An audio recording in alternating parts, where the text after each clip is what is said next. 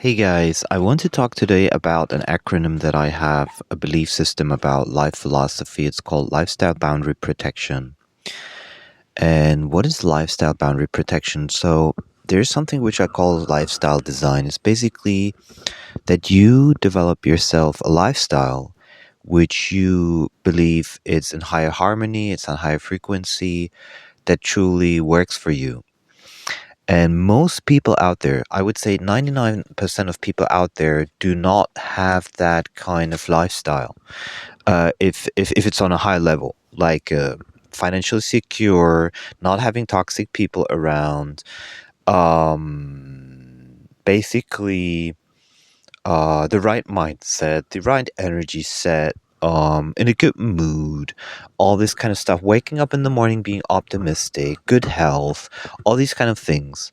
Most of people don't have that, and I'm not blaming them for not having it, but it's you have to understand the moment, for example, you let a narcissist into your life, he's gonna fuck up or she's gonna fuck up your whole life.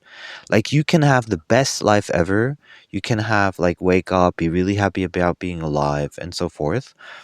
But if that other person comes with all of their baggage, all of their karma, all of their unresolved stuff, and starts to infiltrate into your life, whichever way it is, you are going to, it's going to push you down.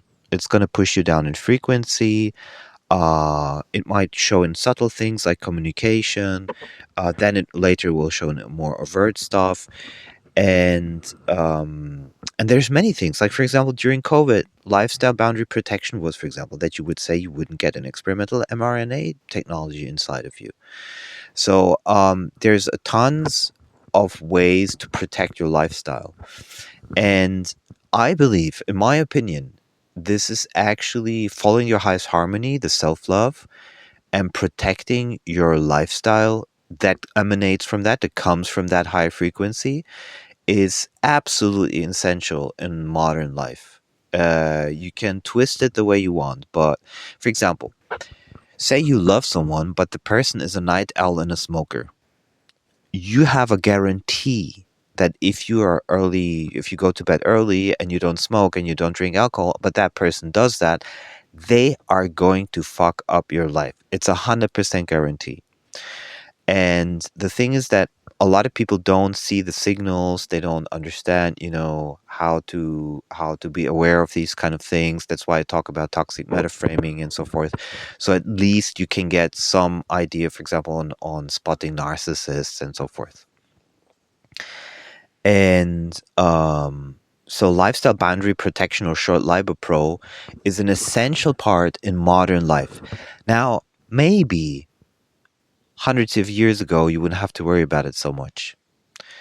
Maybe life was more structured. Maybe life didn't change so much. But now, with all the people, all the products, all the services, all the toxicity, everything that's around you, you have to curate, and you have to curate in a smart way. And if you don't do that, it's going to ultimately influence and infect your perfect lifestyle. And it's pretty much every time the same. Like when I meet people, is at first it starts good, and then when you not get to know them, for example, I have this friend Olivier, a very very heart chakra open, nice guy in France. But he used to be an alcoholic. And then one day he calls me and is like, "Oh, brother," in French, "brother, I love you so much." And then it turns out, yeah, well, but I fall into alcohol again, and now I'd even do cocaine and stuff like that. And I was like, "I wish you a nice day." Hung up the phone, never talked to him again, although he was a good friend. But as soon as you let that into your life, it's going to fuck it up. 100%. There's absolutely 100% guarantee for that. And every drawer you empty is of course an opportunity for the drawer to be filled by something else. And even though you might have thought to have gold in the drawer, um maybe you just need a couple of other silver coins in it. I don't know. But yeah, I think LIBOR Pro, lifestyle boundary protection, is an absolute essential part to modern lifestyle, no matter how much you awaken. You know that I forgot what this there was like the saint in monk saint in Italy, I forgot his name. They tried to kill him, they tried to poison him, they tried to poison Ramana Maharshi, all of that stuff. And I think it's those are things that are not necessary. And I once made a decision for myself that I'm not going to be between two egos.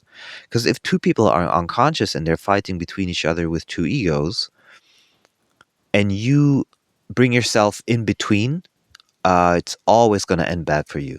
No matter if you're awakened or not awakened, you as an awakened person, you can be, pretty disengaged with a lot of things, but you shouldn't